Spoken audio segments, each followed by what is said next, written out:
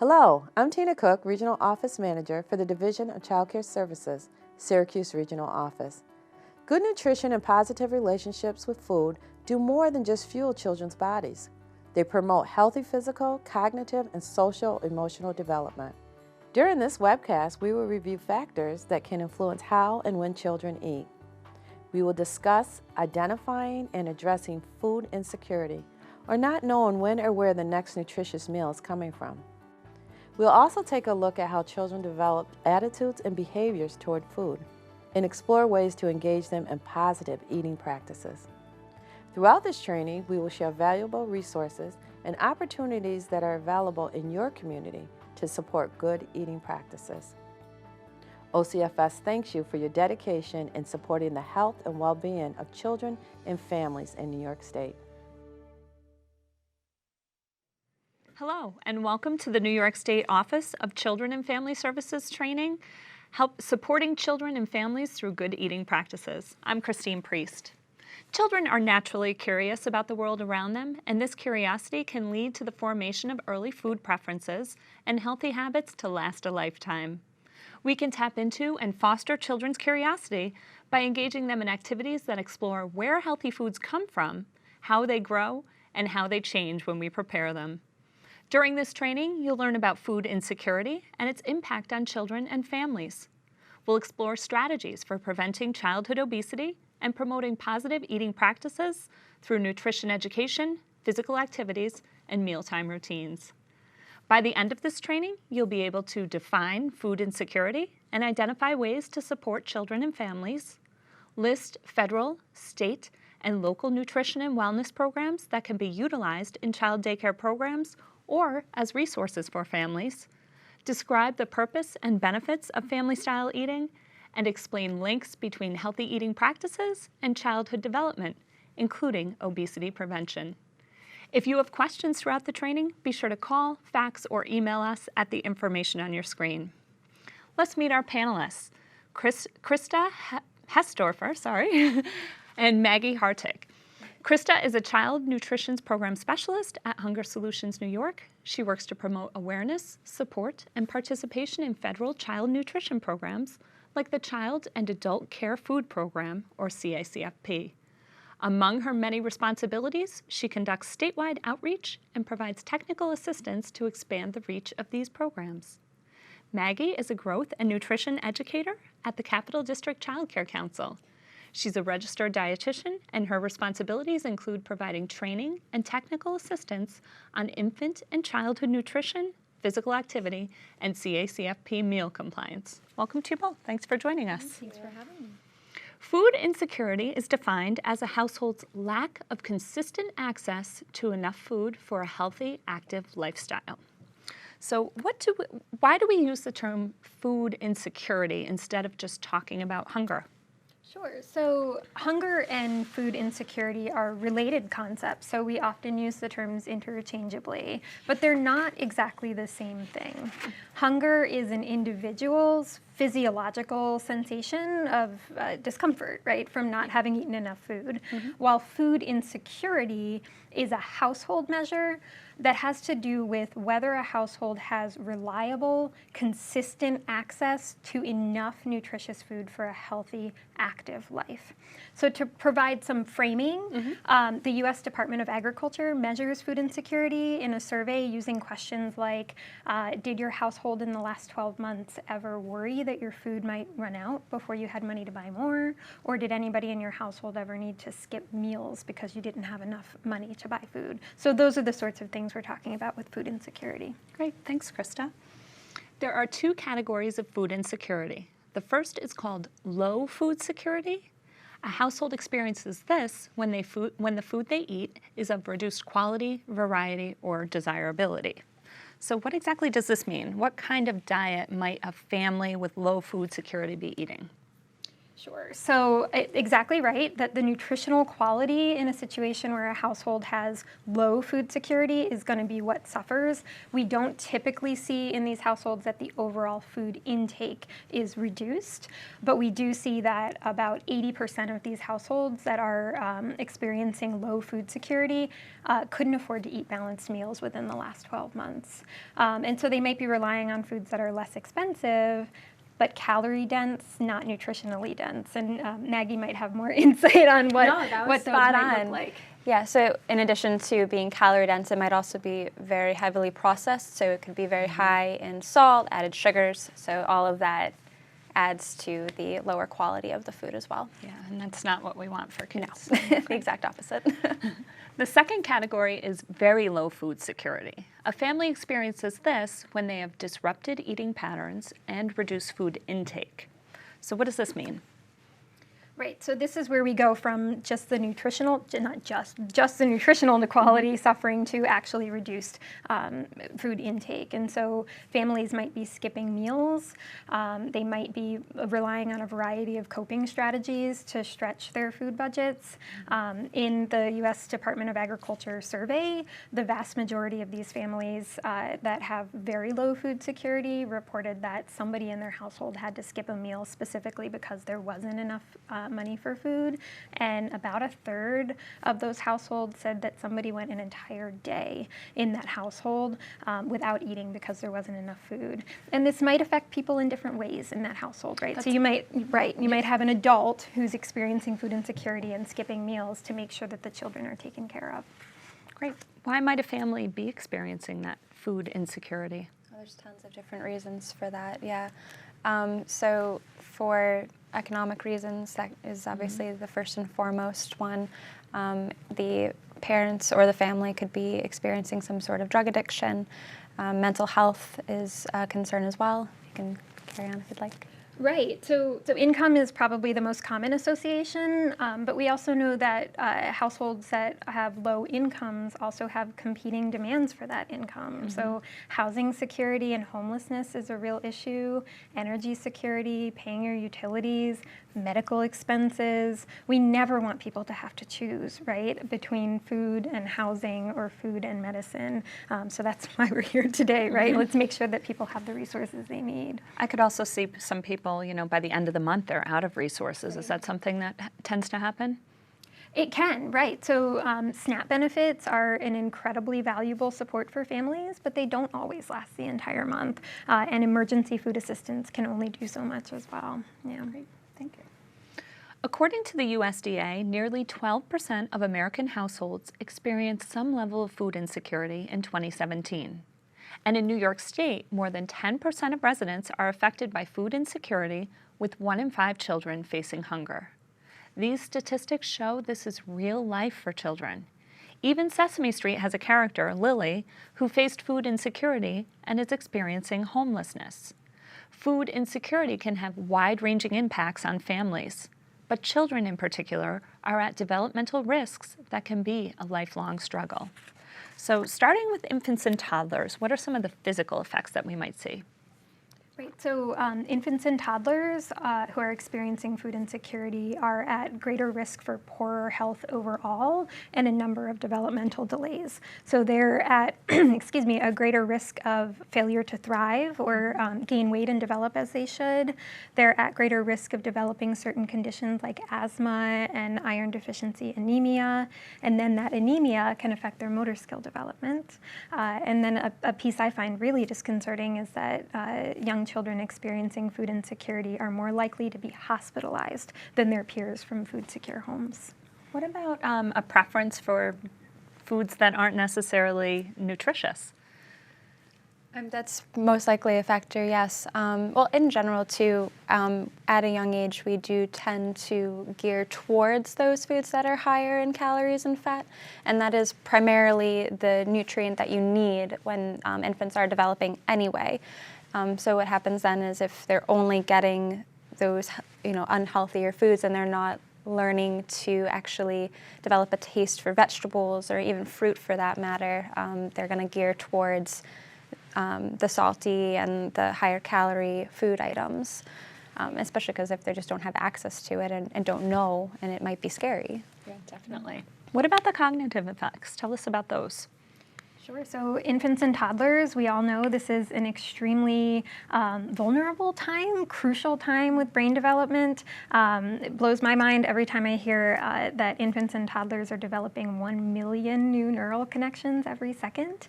And what we find is that food insecurity can inhibit that brain growth and development, and that the effects of food insecurity can last. We know that being food insecure at age 2 is a predictor for lower academic outcomes years later when that child enters kindergarten. Well, that seems, you wouldn't think that effect would last so long. Yeah, great. What about social emotional effects? Sure. Yeah. So I mentioned earlier iron deficiency anemia as a potential association with food insecurity, and we know that anemia also does have some effects on social emotional development. Another key piece here is that being in a food insecure household or a low income household, it can be a source of chronic toxic stress, which also affects children's social and emotional development.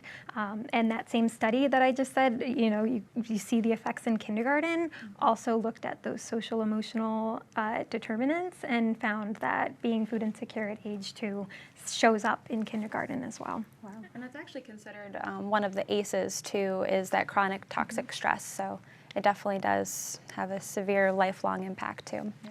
Thank you. We talked about infants and toddlers. What about older children? How might food insecurity impact them physically? Well, it's a continuous effect, so they're not setting up a good foundation early on, and it keeps going as they get older. So as you were saying with their social emotional skills, and they're not really able to, like when they get into like the classroom setting and having trouble interacting with other kids, they might, lash out a little bit and have the behaviors that we aren't looking for. So it does kind of carry on. There's also that poor school readiness and just being a little bit behind as far as other kids go, which again could be a source of stress for them and feeling behind because they know. That brings us right to the cognitive development. Yeah. Tell us some more effects that cognitively poor nutrition may have. Right. So we know that students who are food insecure have issues with academic readiness and performance, and that they're also more likely to be absent or tardy from school. And if they're not in the classroom, they can't learn, right? And they may also have trouble just focusing and engaging in class as well. I can see that being a challenge. Yeah. What effects can food insecurity have on older children's social emotional development? Well, I think Maggie touched on some of this already, that there's behaviors like aggression. Being in a food insecure household, you're more likely to be involved in physical altercations, more likely to be suspended or expelled from school. And there's also some difficulties in making and maintaining friendships and other sort of social skills that are so crucial. And so hunger might be hidden in those types of social and emotional experiences. Yeah, that irritability, that short-tempered, it seems like it all affects that. Even fatigue too, just carrying on with the anemia as well, that is part of it. So that brain fog, so they might not even appear to be concentrating, and then, that also negatively impacts it too. So they have that brain fog, so they're not concentrating as well, and then they're falling behind in their schooling, and then it's almost kind of embarrassing, so then they don't want to go to school, and just this negative feedback loop. Are there interventions? Can we do something to help? Yes, absolutely. Absolutely. So hunger is an unacceptable reality, right? And it's also reversible. We're going to be talking about the federal nutrition assistance programs, right? Really excited about that. They're proven to reduce food insecurity, and they're associated with a whole range of positive health outcomes for kids and families. Great. Anything to add? No, that was perfect. Younger children can't always tell you if they're hungry. Older children and families may want to talk about it because they may not want to talk about it because they might be ashamed or embarrassed. And just because a child may say they're hungry, it doesn't necessarily mean they're experiencing food insecurity. There may be physical signs and behaviors toward food that might tell you a child is experiencing food insecurity. Let's start with the physical signs. What might we see?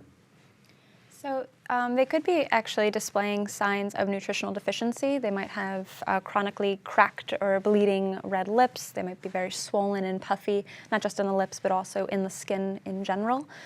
So those are usually telltale signs of very serious nutrition deficiency. They could also be severely underweight as well as overweight, which I know we'll probably touch on at some point later, with obesity not necessarily being the first thing you think of for children that have food insecurity, but those are usually some of the telltale signs there. You mentioned obesity. Is that due to, can you tell us more about that? Can you tell us about the link between obesity and that food insecurity?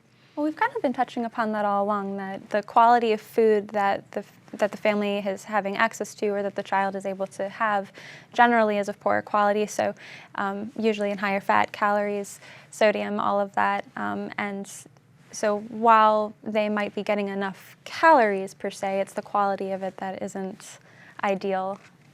And that can lead to problems later in life. Oh, yes. And I mean, in general, too, I mean, if they have access to some foods, like when they get to school, they might be hoarding it and hiding it and doing those things as well. You brought us right to my next question. No, that was perfect. What are some behavioral signs that we might see in children that indicate, so that hoarding behavior? Tell us some more. They might also be sneaking it too, so if they, their friends might bring in something for them from home and they might be taking from those aspects too, which it kind of breaks my heart just, if their friends see that too. Other behaviors? Asking them about when's food going to be served, when's lunch, are those some kind of signs? Yeah, it's just constantly worrying about when their next meal will be, having anxiety about it. They might actually be the first kids to the table when mealtime is there. They might just be really centered around the food process and when that's going to happen. They might have a little anxiety over going home at the end of the day on Friday just because they know, and we might not know, but they know that they're not going to be getting anything for the rest of the weekend. Or on Monday they're complaining about, their tummy hurts, maybe they don't feel good, or just about how they might even just come out and say that they were hungry. But, poor kids. Yeah.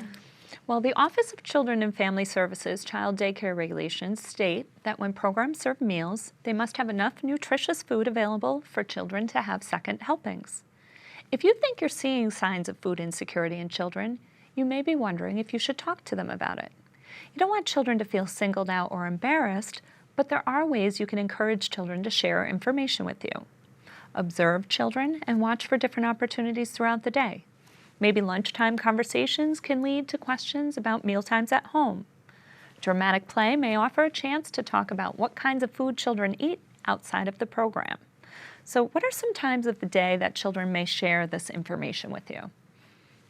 Dramatic play would definitely be probably the best option for that. It could be during book time, during circle time, with puppets. Puppets are a good way for them to project their feelings onto another object. So that would be probably another really good opportunity for that. Great. Keep in mind that the daily health check presents an opportunity to observe children's physical appearance and behaviors. Use this time to be on the lookout for and document any signs children might be experiencing food insecurity. So food insecurity isn't just going to affect this child, but it's going to affect the whole household. How could it affect those adults that are in the home? Right, so a lot of the effects that we talked about for children hold true for adults as well. So we talked about the correlation with obesity, and that will hold true for adults. Adults are also more likely, if they're experiencing food insecurity, to develop things like type 2 diabetes, high blood pressure, and heart disease. And again, with chronic stress, you can imagine adults who are in charge of making sometimes impossible decisions, they're experiencing this toxic stress, and that can put them at greater risk for depression and anxiety, which can then affect children as well. Great. What are some signs that we might see in families? How might we determine that there might be something going on at home? This is a hard question because in some cases you might find out from a family that they've had a change in employment, or maybe you know that they're working a seasonal job, and so there's times of year that they don't have income or they have less income. But a lot of the time you just won't know from looking at a family or interacting with them that they're coping with food insecurity. And so making sure that information is available to everybody, that it's not stigmatizing, it's really important. I would imagine keeping the lines of communication open would also be really beneficial to help that. Any recommendations for that? Sure. So actually, we're going to talk about it later, so Okay. let's move on. All right. How's that sound? Okay, there are federal and state programs that provide support to children and adults. So let's take a few moments to learn about nutrition assistance programs that can provide services to alleviate hunger, help families gain access to healthier food options, and address other factors that can contribute to food insecurity. Some of the programs that help individual families are SNAP and WIC. SNAP is a program that gives households and individuals a budget to buy groceries every month. And people can fill out an application and see if they are eligible, and if they are, they will receive a debit card or an electronic benefit card, an EBT card, each month with those benefits loaded on it that they can use at grocery stores or at farmers markets to buy food that they and their family need. WIC is a program that is for pregnant women and new mothers. Infants and young children up to the age of 5 get access to monthly benefits to help them buy foods that are custom picked just for them. And WIC also provides very important benefits like breastfeeding support and nutrition education, and even referrals to other services in the community if a family needs them. It's also important to know that if children are being raised by single fathers or grandparents, those adults can apply for WIC for those children as well. Children who come from low-income families may be eligible for free or low-cost school meals once they get into their local school district. And they can simply talk to the administrators in their school about filling out an application and to see if they are eligible for free school meals, which is a benefit that almost 1.6 million kids in this state have access to every day. And school meals are so important because some families, that may be the only reliable source of food that that child may have throughout the day. The Summer Food Service Program is a federal nutrition program that's available across the state of New York during the summer months when school children don't have access to school meals that they often rely on. The Summer Food Service Program operates out of local community-based organizations in communities all across the state. And that is where children can drop into these sites and receive a free summer meal on most days during the summer, which really helps them with that nutritional gap that they may be suffering from without access to school meals. Another important program is the Child and Adult Care Food Program. It's also called ECETP. This is a program that's very important to child care providers because it provides reimbursement for the meals and snacks that they serve to children in their care. Another aspect of ECETP is that it provides reimbursement for meals and snacks served in the after-school setting for programs that operate either inside of a school or within a school community. Food pantries and soup kitchens provide critical services, filling the gap between when food stamps run out, which is generally the third week of the month if you're lucky, and the start of the next month when your benefits will be restored. And so there are days in the month when people really are struggling to put food on the table, and that's when they go to food pantries and soup kitchens. There are programs that people are just a smidge over eligibility. They make just a tiny bit too much. So they may not be eligible for those programs, and that's when they really turn to food pantries for help. And so we really try to encourage sort of this blending and marriage between food pantries providing emergency service at the time you show up, but then helping families access benefits so that in the long run they have longer term security. If daycare providers need information about what food pantries are in their areas, they can contact the food bank that serves their county, or they can reach out to the Food Bank Association of New York State, which represents all of the food banks. Odds are, most if not all child care providers have had children in their care who struggle with hunger and whose families are food insecure and they don't have enough food at home to feed their families. And that's why these federal nutrition programs are so important to meet the needs of every kid and their family across the state. So that was some great information about nutrition assistance. Do these programs typically reach everyone who needs them? Unfortunately not. There's a lot of people out there who are eligible to participate in the programs, especially SNAP and WIC, the programs that are available for individuals and families who are not currently participating for a variety of reasons. They may not be aware of the program or know that they could be eligible. They may need help getting through the application process. And sometimes there is a stigma that prevents some people from applying as well.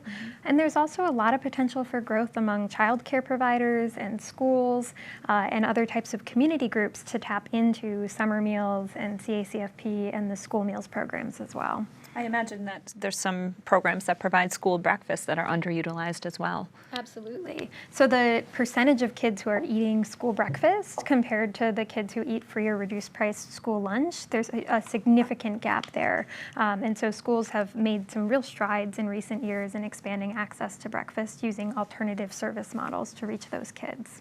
Great, thanks. When children start their day feeling hungry, as we were talking about, it's hard for them to focus. School districts recognize this, and in 2018, New York made a change to help more children have access to school breakfast. Breakfast after the bell shifts the time breakfast is offered from before the bell rings to after, so more children can begin their school day with a nutritious meal. Let's watch and learn some more.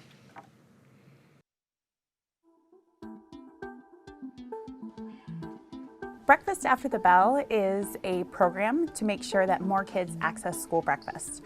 So most schools offer school breakfast, but they offer it before the start of the school day. So what Breakfast After the Bell does is moves that breakfast service time during the actual instructional day, so kids can eat after they get to school rather than coming early.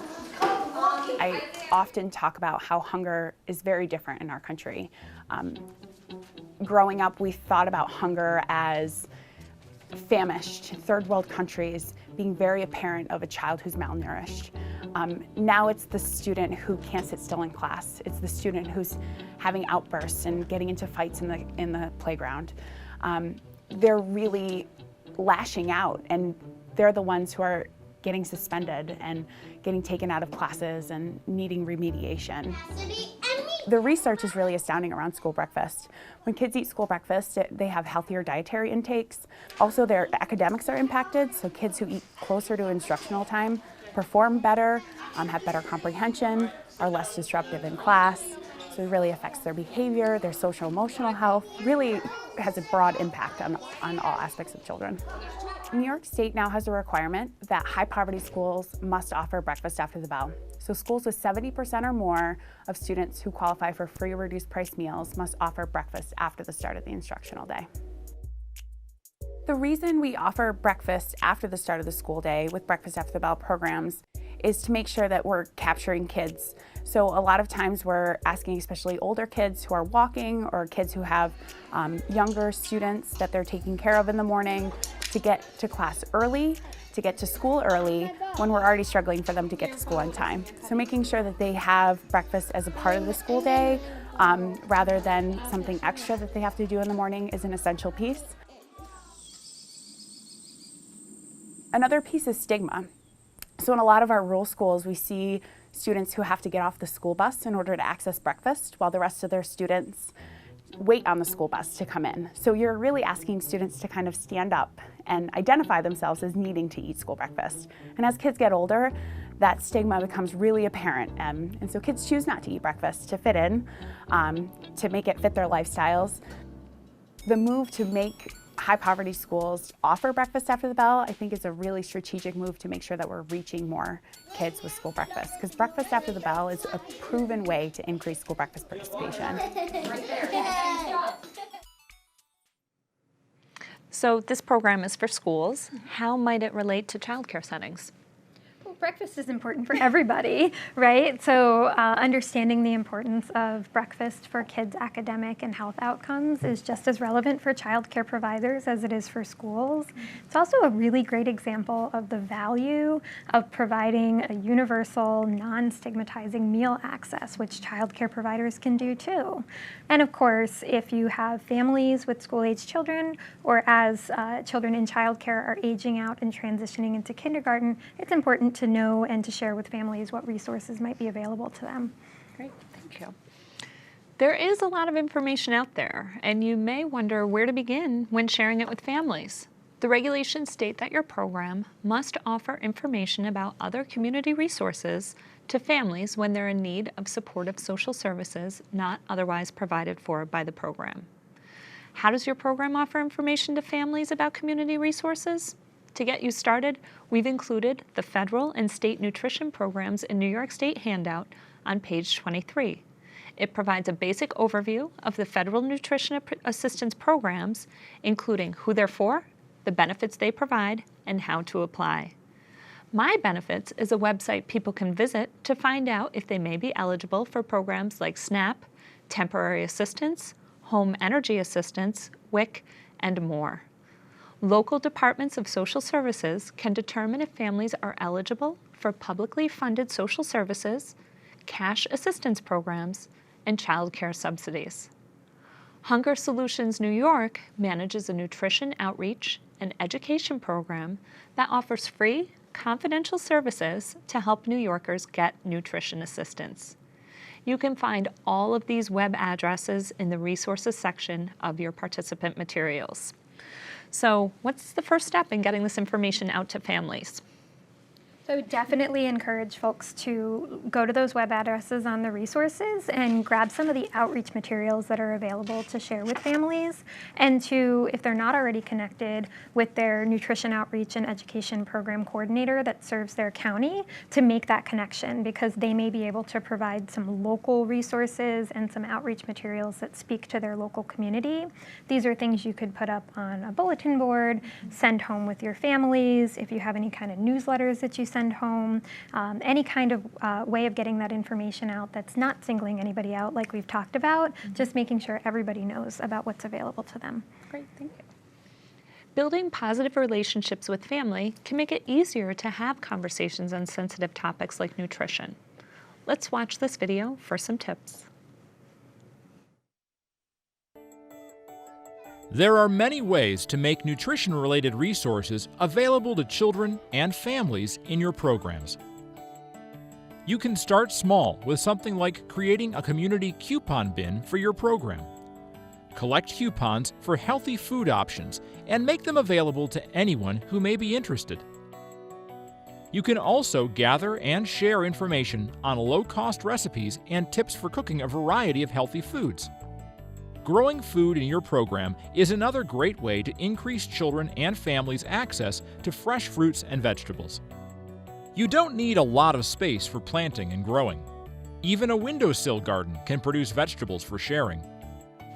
If you'd like to focus on collecting food for families to use outside your program, think about starting a weekend backpack program. Set aside unopened food or extra fruits and vegetables accumulated during the week and fill bags families can take home for the weekends. You can also go beyond the resources you currently have in your program by connecting with community and outside organizations.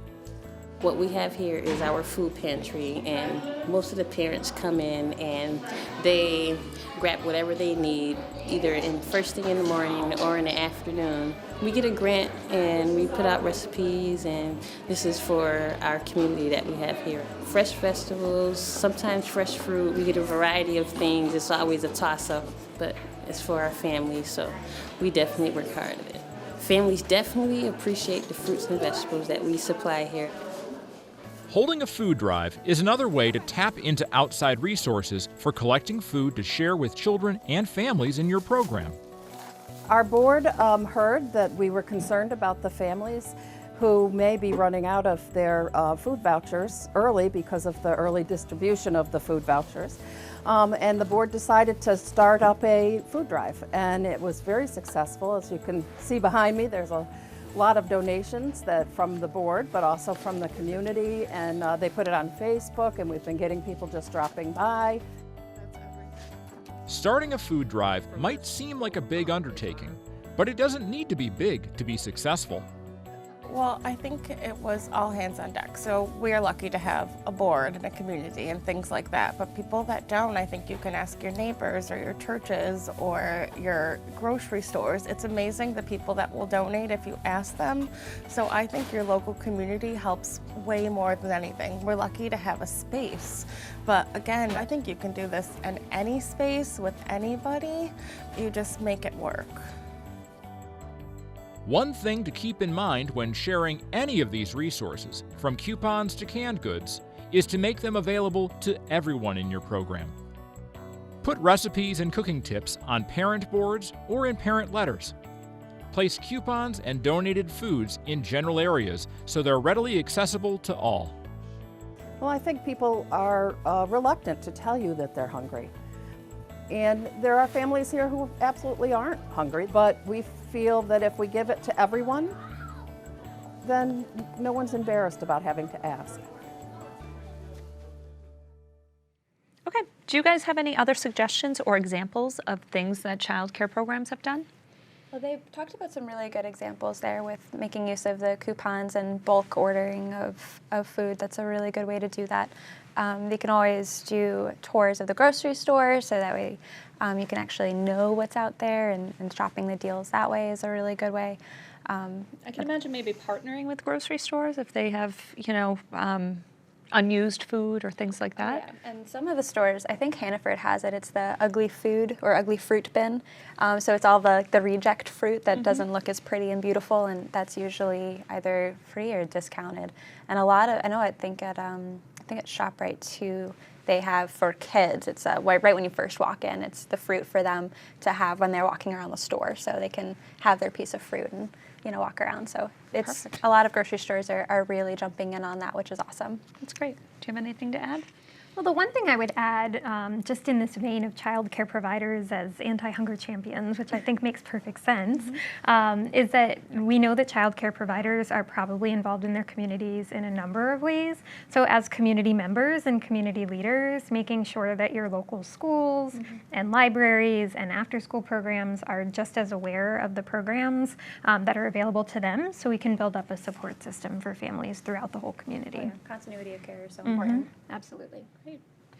Remember, even with all the assistance and support, you are a mandated reporter. And if you have reasonable cause to suspect that a child is not receiving the minimum degree of care, you must make a report to the statewide central register. Families in these situations may be candidates for preventative services that can help them provide stable and nurturing environments for their children. Another nutrition program you can take advantage of is the CACFP, or Child and Adult Care Food Program. CACFP provides funding and support to help you serve healthy meals and snacks for all the children in your program. So what types of programs are eligible to participate in CACFP? There are a few. So the first and foremost, it pretty much says it in the name. So child care centers, including Head Start, and anyone that does daycare out of their homes, and that could be family or group family. Okay. Homeless shelters, and adult daycare that takes care of adults with disabilities. I feel, and school age. I knew I'm forgetting one. The after school day, after school age. What are the benefits of participation in CACFP? So many benefits of participation. So for kids, of course, they're eating nutritionally balanced meals, because in order to participate in CACFP and receive reimbursement, providers need to meet meal pattern guidelines for the programs, right? So the kids are getting these really balanced meals, and the providers are benefiting too, because it is a reimbursement program that can help offset some of their food costs. Great. When we are out in the field working with providers, we're asked a number of questions about CACFP. Let's address some of them. First, people often ask, there's too much paperwork. Is that true? So as with anything, initially everything is always very overwhelming, and so at first there might seem like there's a lot, but your CACFP monitor is with you every step of the way, And there's a program that's free called Kid Care that I know that we encourage at the Child Care Council for our providers to use. I don't know if it's similar like that for you, but it's an online program, and they can pretty much take care of their entire business needs through this system. So they can take attendance, they can document their meals, and they can submit their claims, and there's reports and everything in there. So all of that is paperless, and it's free, a free service for them. So that is... Can you say the name of that program again, just for our audience out there? It's a Kid Care, but the care is with a K. So it's K and K. Yeah. Great, thanks. Did you have something to add? Well, I think that's exactly right. I hear, be it from centers, homes, or after-school programs, that once they're up and running with the program, it's pretty much smooth sailing, and that the technical assistance provided by the local sponsoring organizations and through the Department of Health makes all the difference. Great. So do all the children who are in a program need to meet the income guidelines in order to qualify for CACFP? Well, it depends on whether it's a center or whether it's a daycare home. So if it's a daycare home, no, not at all. But if it's a center, they do have to have some income guidelines for that one.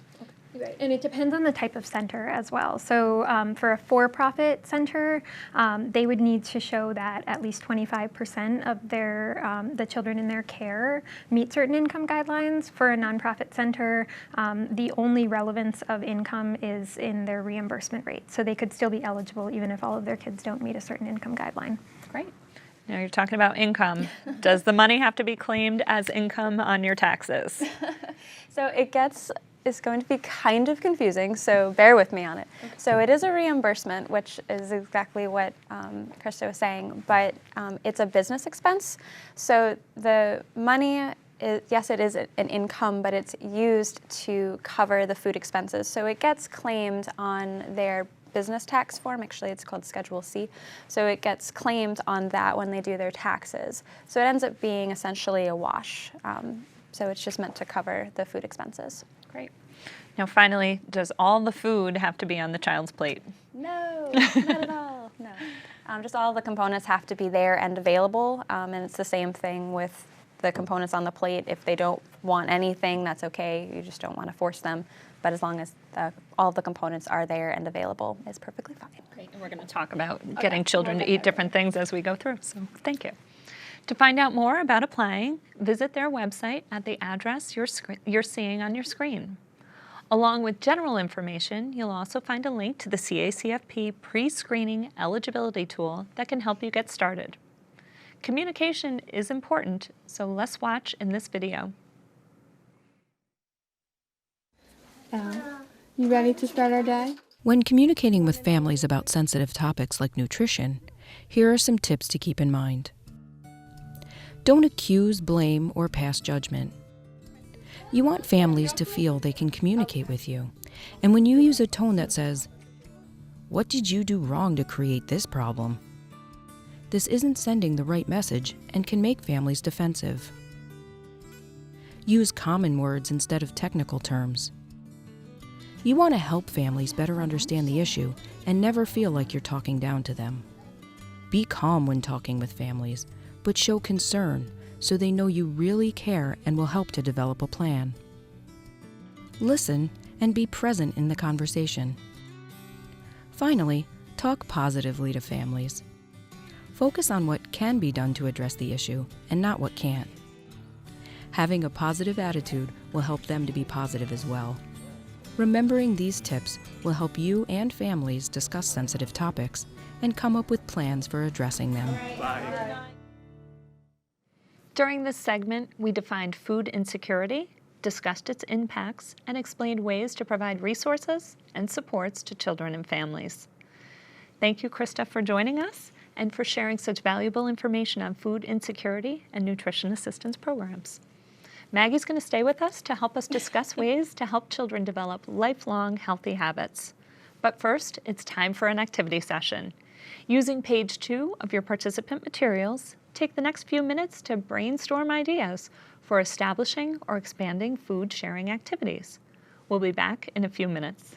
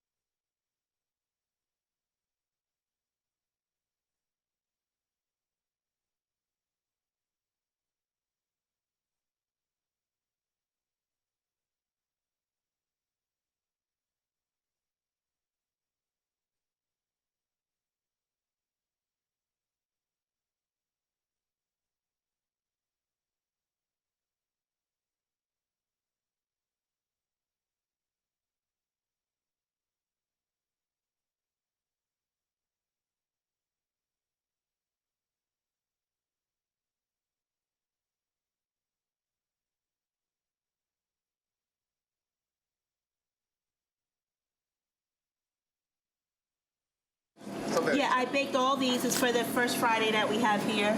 And I bake all different kind of flavors. Right now I have homemade banana, homemade blueberry lemon, homemade apple spice, homemade banana spice. And as you can see, I freeze lemon. But today I'm making lemon curd for the parents. Lemon bread with a lemon curd swirl on top. I just made this morning.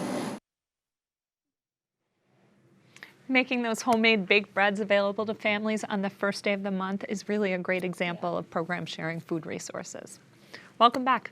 Childhood obesity is an epidemic facing our nation. Recent statistics show that currently a third of New York's children are obese or overweight.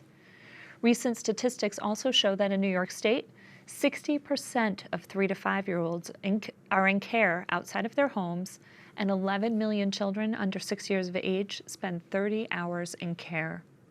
This means that you play a vital role in the fight against childhood obesity. Things you do every day regarding what you serve, how you serve it, and how often you get up and move can have a tremendous impact on child's health and well-being. The way we fuel our bodies makes a difference in our health and development. So let's quickly review what to serve. A healthy diet consists of more fruits and vegetables, whole grains, low-fat or fat-free dairy, lean meats, poultry, fish, beans, and eggs, and nuts and seeds, and less saturated fat and trans fat, cholesterol, and salt and added sugars. So what are the benefits to following a healthier diet? So essentially the opposite of everything we were talking about earlier. Generally, you sleep better, you feel better, able to concentrate more, less at risk for negative health consequences of diabetes and high blood pressure. So overall, just a better healthful condition. Now, is healthy food needed for brain development? Of course, yes. So that was, I know we didn't talk about it quite as much earlier, but very much it is very important. Great. What are some things to keep in mind to help us eat this way? So at least for the kids and watching us, we're modeling that behavior. And with CACFP, the guidelines are set for you, so you're kind of you're responsible to follow those healthier plans. In going with more fresh fruits and vegetables over processed is always the better goal to go with. Fill half that plate with fruits and veggies. Yeah, so my plate is a really good visual. It used to be my pyramid, so I'm hoping everyone knows what my plate is now at this point. It's been like several years. They can Google it if not. But that's a really good visual. So doing half of the plate with fruits and vegetables, just as you said, and doing the low-fat dairy. What about processed foods? Yeah. Stick with them, get away from them? No, I thought I said that, I'm sorry. No, we want to get away from those as much as humanly possible. There is also a little bit of confusion too as to what the level of processing is.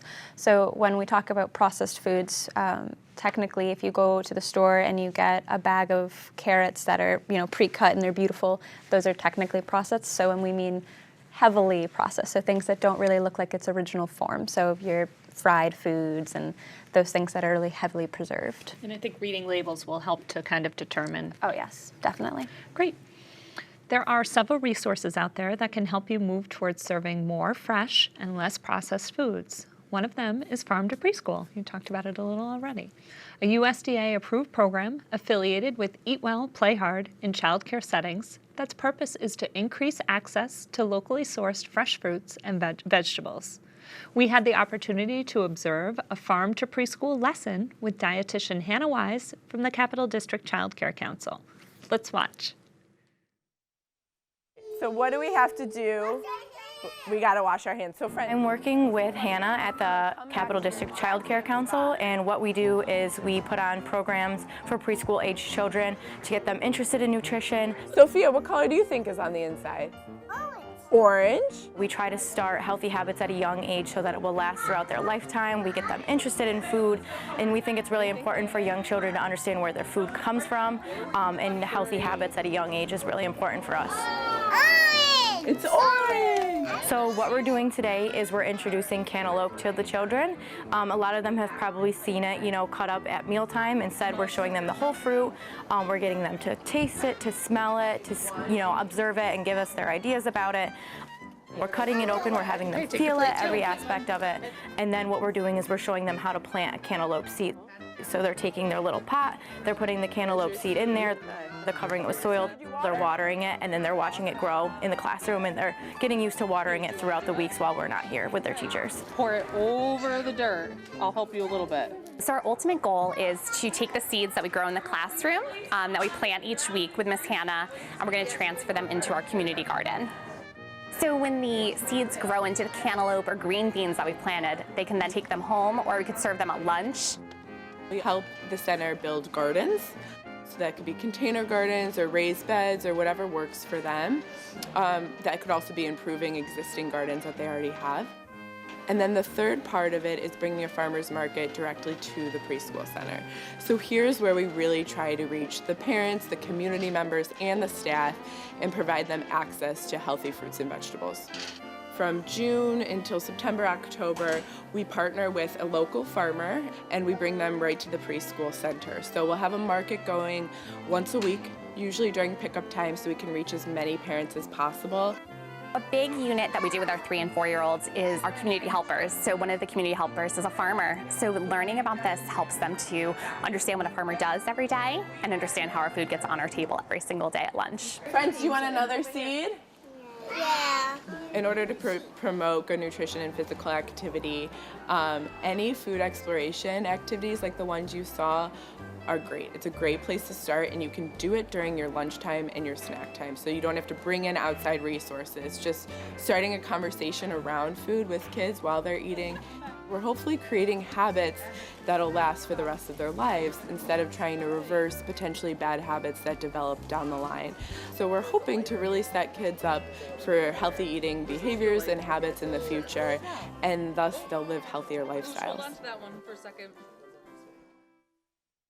If you're a child care center participating in CACFP, you may be able to take part in Farm to Preschool. For more information, contact CACFP at health.ny.gov. The curriculum for Farm to Preschool is called Grow It, Try It, Like It. It's a garden-themed nutrition education kit for preschool-aged children that introduces them to 3 fruits and 3 veggies. The kit includes 7 booklets with fun activities, plus parent letters with suggestions for extending the activities to home. It's available on the USDA website and can be used by anyone for no cost. You can find this kit at the web address on your screen. We also had the opportunity to speak with Katie Carpenter, Director of New York Agriculture, in the classroom. She shared her insights with us on the importance of helping children develop connections to food and agriculture. I think it really stems back to our why, our why of why we're doing this. And we know that the students sitting in our classrooms today are at least 4 generations removed from the farm. We're getting further removed from agriculture, and we don't have those natural connections to connect with food. We don't have grandfathers who have dairy farms. We don't have aunts who own apple orchards. Have you seen my bug-eating plants? Those natural connections to food and agriculture don't exist as deeply as they used to. And so we're having to create experiences for students to connect with the food and the natural world around them. And that we want to help teachers be the vehicles of getting information and relevant and engaging classroom connections into their students' hands. You can talk about food systems, you can talk about gardening, but until a student puts their hands in the soil, that's when the true connection begins. Our students and the children who are involved in any sort of agricultural connection, that amazement and that wonder and that magical moment that happens through food and agriculture is something that sticks with them for a lifetime. I remember thinking back to when I was in 2nd grade and my teacher, Mrs. LaPointe, putting germination bags on the window, and how that experience really made me think differently about plant systems and food systems and the food that I was eating. So our hope is that an agriculturally literate person will be able to understand and communicate the source and value of their food and agriculture as it affects their daily lives. we do have resources that they can tap into. So one of the tools that we have available to us is an online searchable database of the best lessons from across the country. It's vetted by a team of agricultural literacy specialists, and it's a free service on our website where you can type in the word soil or worms or fruits, and you will get so many different lessons that you can use in your daycare or in your school classroom. So we are really pleased that we have that service that we're able to offer, and just to think about food in a different, innovative way, in an activity-based way, to connect your daycare students with the world around them. We know that they're tactile. And the thing about agriculture, and anytime we talk about agriculture, it's innately hands-on. And we know that our young students really love that experience also. Another way to get more fresh and less processed foods on your menu is by gardening in your program. Gardening activities present many opportunities for children to learn about where their food comes from, how it's grown, and it can get children up and moving. Gardening is something you can do inside or out in large or small spaces. So tell us what children learn through gardening. Well, you did actually touch upon it a little bit. They do get to learn about where their food comes from start to finish, which is very exciting. And they did talk about it in the video too, where they're learning the different textures and the different appearances of how food may look, just because they might be getting it all already chopped up, like they were talking about with the cantaloupe, and then getting to see the seeds and playing with it and getting messy is exciting. They're able to learn their colors, they're learning shapes. They can actually learn about agricultural practices as well with the gardening process, which is really exciting. There's a whole plethora of things. You could turn it into a lesson about seasons, like, okay, so we're going to be inside for these months, and what that might do for their plants versus when they're outside. And there's tons of benefits to doing it. It's exciting. And again, too, with what you even said before, with the kids getting excited about their food, it gives them something to look forward to when they come to program. It's like, oh, I got to go check on my little sprout, and and you get to watch it grow, and it's exciting for them, and they can bring that home and share that with their family as well. Sounds like a lot of fun. Oh yeah. Let's take a few moments now to learn about ways to incorporate gardening into our own programs.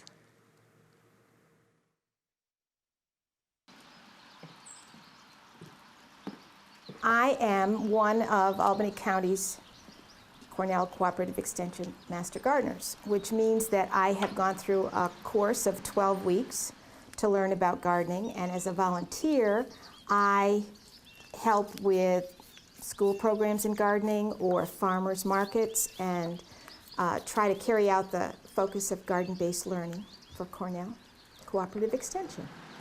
So what I tried to do is develop programs for children that would get them engaged in gardening, hands-on, and also expand that hands-on gardening experience with linking it to something they read, or something they could draw, or something they could talk about. Vivian, do you want a strawberry? I knew that. They love to try new vegetables and foods that are good for them if they know more about them before they try them. Do you want a strawberry? Just books about honeybees, or getting seed packets and letting them look at a seed packet, or matching leaves. And you don't have to go out and buy all of these things. You can go to your library and find things as well, or create your own. And then again, I go back to Cornell and the website. They have those resources where you can get ideas that won't make you go to the store to buy a book or a game, but will give you ideas that you can do in your home. And it's simply bingo with cards about gardening responsibilities and gardening in different plants. Caregivers can create their own bingo games just using seed packets and a grid, so they can have the students draw a pumpkin or draw what seed it is. Match a Leaf is called a tree memory game, and it is best used with older children and adults as you learn the different trees and what their leaves look like. So it's a matching game. There's a wonderful activity that I've used before that, again, we're using resources. Scarlet runner beans are very good to start in a soda can, a soda bottle that you put soil in, and you can soak these runner beans overnight, put maybe 3 or 4 runner beans in the soil, and in less than a week, you're going to have a sprout starting, and they'll just grow like Jack and the Beanstalk. All right. You did it very well. Do you want to plant this one? Yeah. I think it's very important to start at the youngest possible age to introduce the children to the fact that they are responsible. Not only responsible for themselves, but responsible for the earth. Look at the roots. And to get comfortable with trying something out. Gardeners are optimists, and we don't always have a good crop. The radishes don't always come up the way we hope to. Take it off. No, don't take it off. It's not ready yet. It has to grow and get big like the ones we had for breakfast. See, look. I wouldn't let your attitude that your green thumb is not as green as it should be to stop you from trying gardening. I believe a garden is a resource in and of itself. And you're going to count to 3. It's a resource, yes, you can grow vegetables there and grow food. Go ahead.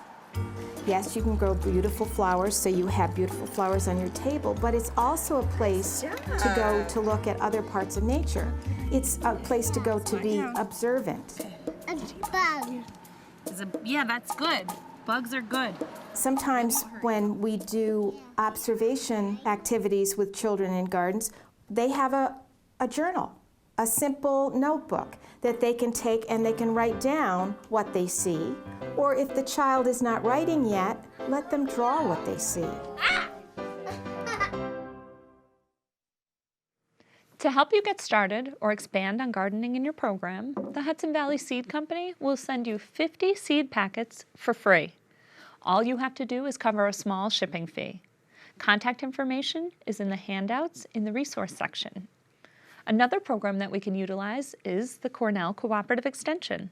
Let's learn some more.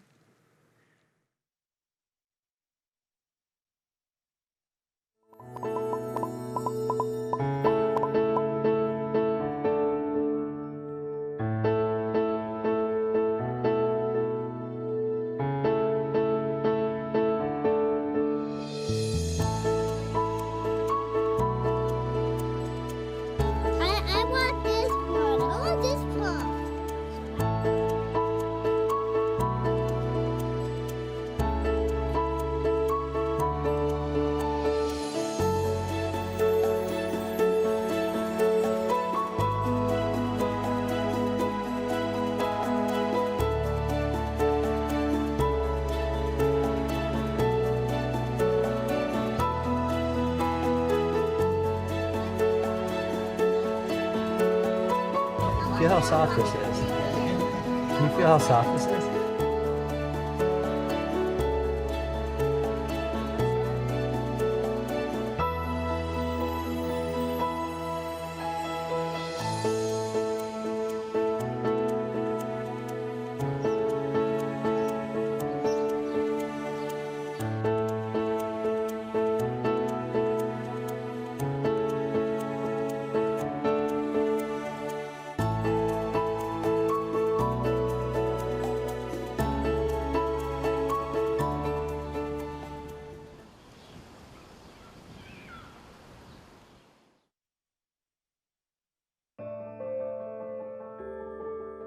I think what I'd love for childcare providers to know is that there are so many resources here.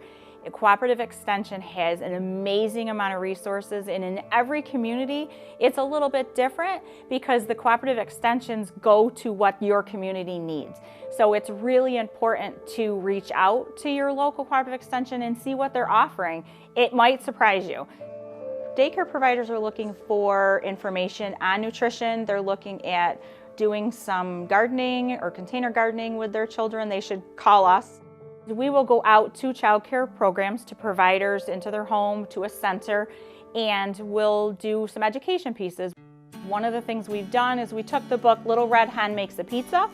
We went out, we read it to the children, and then we brought with us already cut up green peppers, mushrooms, onions, olives. Kids loved it. Providers were amazed at what the children actually were eating. They're like, I can't believe they ate that green pepper. And that, which is a wonderful thing, because now the providers will know the kids are liking that. They can go out and either buy that or hopefully grow it themselves. You're a gardener. It's really great to see kids that get excited about nutrition at a young age. Our programs are really engaging families at the community levels. If we can get kids excited about nutrition, they can go home and talk to their parents about, opportunities for them to eat healthier in their houses, what they've tried at school that day, what they tried at daycare that day. We have 3 main messages with Eat Smart New York that we work around. So it is increasing fruit and vegetable consumption, decreasing sugary beverage consumption, and increasing physical activity. If you go on just the general Eat Smart New York website, you can find any of the regional Eat Smart New York programs. Most of them are through your local extension, and they post where they're going to be in the community. They could go and find out about how to follow recipes that have more nutritional dense foods in them, but are also affordable. And daycare providers should be checking out the website during school breaks. We try to have some family events, that kind of thing. They could be an opportunity for them to go do like a field trip with their daycare, with their children. Okay, let's go. And remember, we have littles at the end of the line, so please take your time.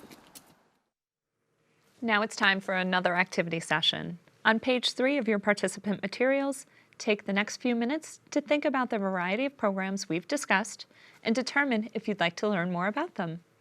Then identify your next steps for getting more information. In the next segment, we'll be discussing family-style eating, so please send us your questions. We'll see you in a few minutes.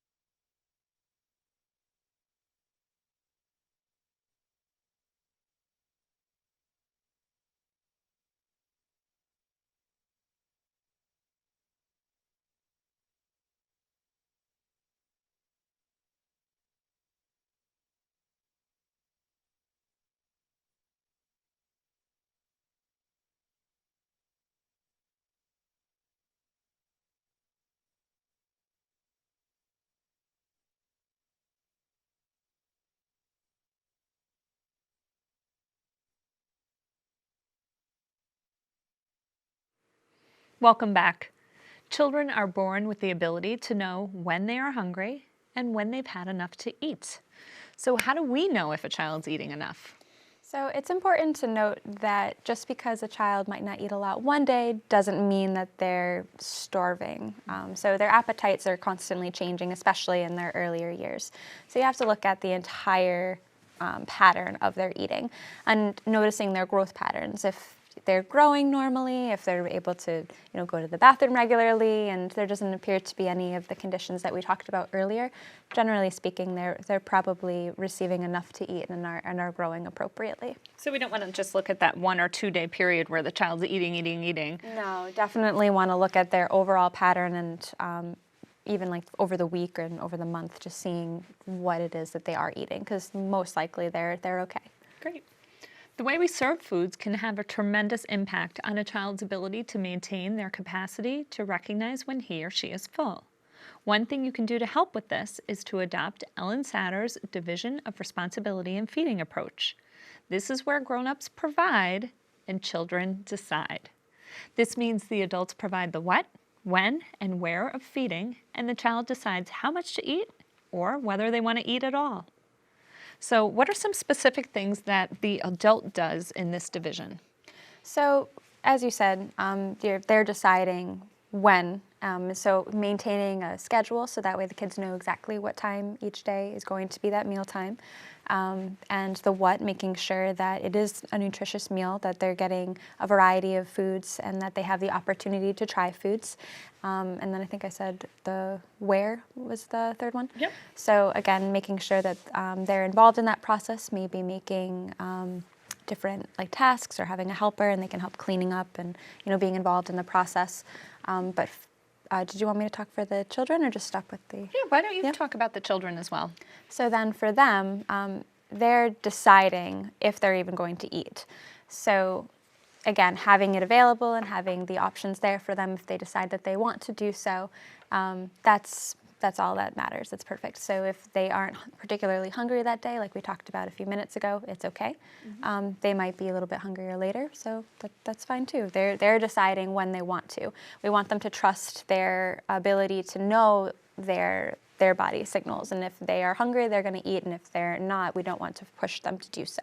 So we do want to give them that trust and that sense of confidence and ability to make those decisions. Is it really important to give us those choices to help build that independence? Definitely. I mean, think about yourself as an adult. Like, you have the ability to choose what types of foods that you want to eat.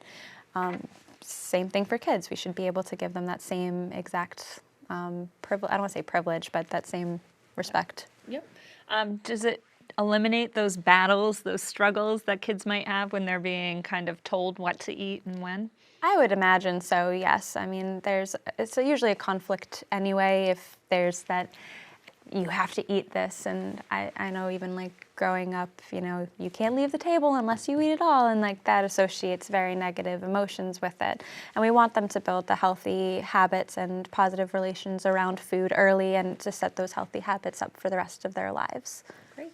Now, if the children get to decide how much they eat, what can we do to help them learn how to refuse food? So you always teach them how to say no thank you or thank you. Teaching manners is very important. Another important thing too is to teach them not to say yuck. So if their friend might really like that food and they're just, ugh, no, that might also associate some negative feelings in their friend. So teaching them how to properly refuse is really important as well. So teaching good table manners, and you can build that in as your lessons throughout, making it part of your curriculum. Yep. So you could use it in other areas like dramatic play or things like that. Tell me about that.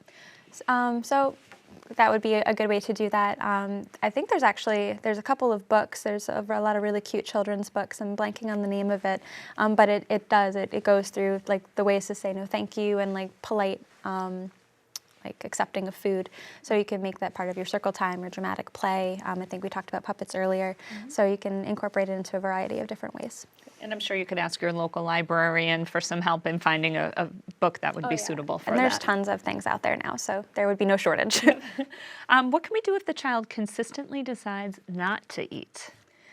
That is a little tricky. So I don't want to use the terms picky eating, but I know choosy eating is definitely a concern, especially for the younger kids. And if they're continuously deciding that they won't, they're causing a scene.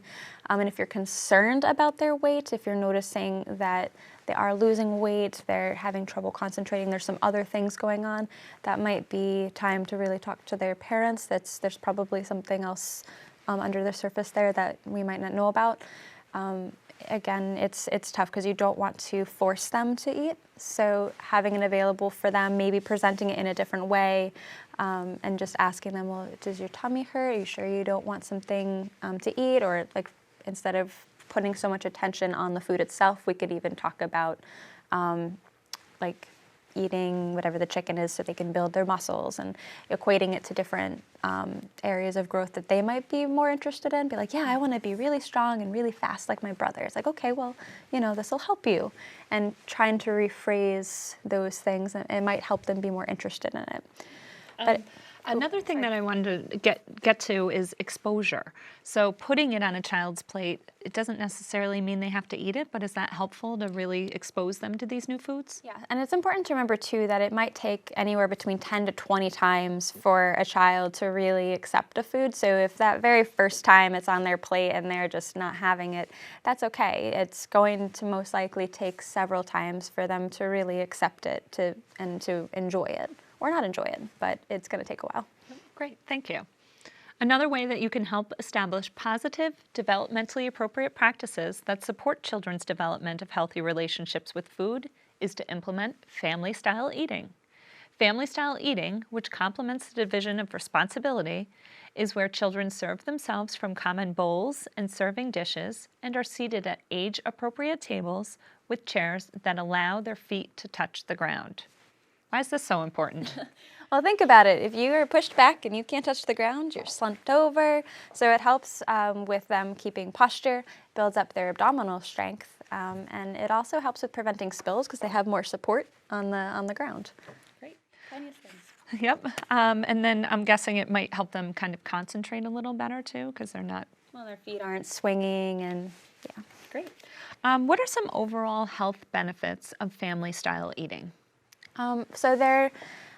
It's overall health benefits. So they're learning tons of different fine motor skills, being able to pour. They're also learning table manners, depending on the structure of the program, whether they're having them involved in wiping the table. So they're learning food safety and proper cleanliness practices. Being able to share and help their friends if their friends need a little bit of help. So there's a lot of different social benefits there. Social stuff. What about the different foods? They're learning about the foods that they're eating. Yeah. So if, again, depending on the food that is being offered, there could be different cultural foods that they might not have been exposed to. So it's a good way for them to get to try those new foods. And then just for following the meal pattern compliance anyway, there is an emphasis on variety in general. So they're learning about those different foods, portion control, yeah. Sounds like they're learning a whole lot. That's great. Now, we recently visited a child care program to see them eating family style. Let's watch. Can you scoop it? Put it in your bowl. The family-style eating lets them make choices. We're not dumping a pile of food on their plate and saying this is lunch. They're getting to look at what it is and choose, and they're also getting to learn cooperation because they're passing things, talking to the other children. We start out, we have everybody come in and wash their hands, and they get to the table and they each have their plate. I'll have them put, a spork at every plate or a cup at every plate, and they like to do that. All of the chairs that we have their pictures on the back, so they know where all of their friends sit as well as where their seats are, because we keep them consistent every day. So we could say, let's put a cup next to so-and-so's plate, and they'll go put it over in front of that child because they know where they sit. They do like to help their friends. Sometimes it's hand over hand. We have small bowls and they can serve themselves what they want. We'll have them take 2 scoops of something, and once we have everybody settled as teachers, maybe we'll grab a plate, put a little something just to model, eating with them and just sitting with them and interacting with them, not just standing off to the side, and really engaging and talking to them about the meal or part of their day.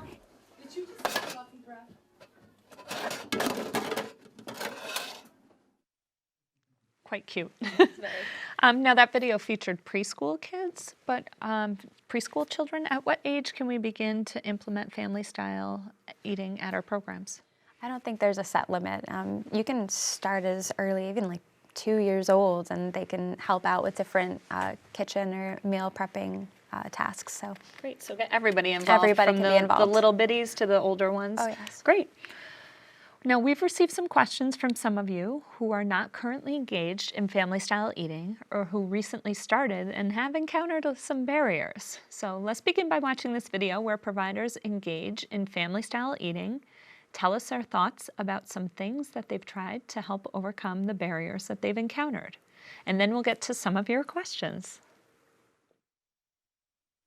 There are lots of spills, which happen daily, but we also show the children how to clean up their spills, clean up after themselves. All right. They love to just pour and pour and pour and pour, and we're like, you have to make sure that you eat some food too. We try to encourage that, if they're just eating one thing on their plate, we try to encourage, well, you can have more of that, but let's try some of the green beans. Also with picky eaters, we find that the other children help encourage them to maybe try a new food that they don't like, and they might learn that they like it. We try to have them try things, and if they don't, then that's okay, but we always say, you should try because you might like it, and a lot of the times they're like, oh, I do like this. And that's what we'll model on our plate. If we take a little bit of everything, we'll show them, this tastes really good, we tried it, why don't you try some? And it's just encouraging, and eventually, once they've either, said they're not going to try it, or if they do, then we'll give them more of what they asked for. One of them will only eat Cheerios, so We try to save what we can and then offer them a choice of cereal or cornflakes. I had a child who was allergic to basically everything, so they always had a special plate that was only his. It was different from everybody else's, so that he would know that that's the only food that he could eat. And also his parents would pack his lunch and snacks and things like that. He still sat at the table with us and things like just like everybody else. So if they can't have anything with milk, they'll bring us something like without milk in it. You know, whatever they substitute into it, and that will be their bowl, and then we'll put that near that child at the table, and then they can serve from their own little bowl. When they're full, they're full. I can't force them to eat anymore, but then they already have, so. Sometimes, you know, if a child doesn't eat at lunch, thankfully that after lunch it is nap time, and then after nap is snack, so when they wake up from their naps, they can go right into having something else to eat, so. Okay, so they just talked about spills. Any other advice for providers with fears about family-style eating being too messy? I mean, that's part of it. Kids are messy, and you know that's part of the learning process. Spills happen, so that I would just say, I mean, expect it. Have cleaning supplies ready to go, and you know, able to clean up, and have the kids be part of that. Have them help if something falls. It's, you know, it's okay. Don't make a big deal out of it. Be like, oh, all right, we got to get the mop and clean it up, and that's fine. Don't cause too much attention to it. So. Staying calm, I think. What about patience and practice and those skills? Oh, 100%. That goes hand in hand, I would say. So, yeah. Tell me about using child-sized bowls, cups. How does that benefit children? That's probably the big key to the success of family-style dining. I mean, these are really great examples of them, actually. So they're more appropriate for their smaller hands, and they're easier to pour. So those types of pitchers actually help minimize the spilling. So getting more appropriate containers like that will minimize some of those messes and drops. Great. What about ridged bowls, different things like that, different textures of materials that you're using? How can that help children when they're working with those family-style eating tools? So that'll help with keeping the food from just flopping out onto onto the floor, onto the plate, so they can kind of like catch the lip a little bit. It also gives them a little bit more grip when holding it. So it's, again, getting the more appropriate utensils for them so that way they are better able to be successful at it is really important. Yep. I noticed too the clear cups here. Tell me about why we might want to use clear as opposed to a colored cup. So with the clear, you'd be able to see exactly how much is in there. So if someone's getting a little happy with the pouring, we'll be able to stop that before it gets all the way over the rim. So it's a good way to measure exactly how much is in there. Great. And child-sized tongs, spoons, those kind of things, why are those important? Pretty much for the same concepts that we've been talking about. Again, they're lighter, so it's not going to be as heavy for them. Although some kids might need a little help with that hand over scooping motion. But again, they're there to help them be successful at it. So I also imagine since they're smaller utensils, they have smaller portion sizes for those kids. And it's a better way for them to be able to monitor that as well, yes. So that'll minimize your food waste, which I know is a huge concern there. So yes, Great. What are some ways that we can help children develop skills across the curriculum that can help to minimize spills? So it might not be just with spilling, but so they can practice with other areas during the day. So maybe during the water and sand arts and art time, they can practice there. So for some kids, they might be very overzealous, and while others might need a little bit of help. So I know a lot of kids like to show their friends how to do it. So. What about dramatic play? Is there an opportunity there? Playing kitchen, yes. So that would be a really good place to do that. Great. Now, any additional advice for providers in the video with children who love to pour? So that would probably be giving them ample opportunity during those other times, like we were talking about with the water and sand play, just to, practice with it and get that out. Yep, sounds great. Now, these providers mentioned working with those picky eaters. So do you have any other tips to share here? Like I said earlier, I don't like using the term picky. I really prefer using choosy, just because, again, they're choosing what it is that they, like, if they're going to eat or not, and we have that luxury as well. So I would just say be patient, you know, and again, it might take multiple times for them to really accept that food. So having that patience with them and, you know, knowing they might not ever come around to it, but that's okay. You don't want to, again, draw negative feelings towards it. What about eating with them? Is that something that's important? Very much. So again, depending on the program, because there might be a policy around that, but it's very much encouraged for the staff or the teachers to sit with the children. It's also really important for them to sit on like a lower chair or a block or something, so they're not towering over. So that way they can see you face to face and eating with them, so you can model that behavior. And, you know, if you're really interested in that broccoli, they might be too, just because if, you know, they're with you so much, there's that respect and that rapport. So they're looking to you just as much as they're looking around at everybody else. Great. Now, I've heard this concept of the no thank you bite. Tell me about that. I definitely do not encourage that.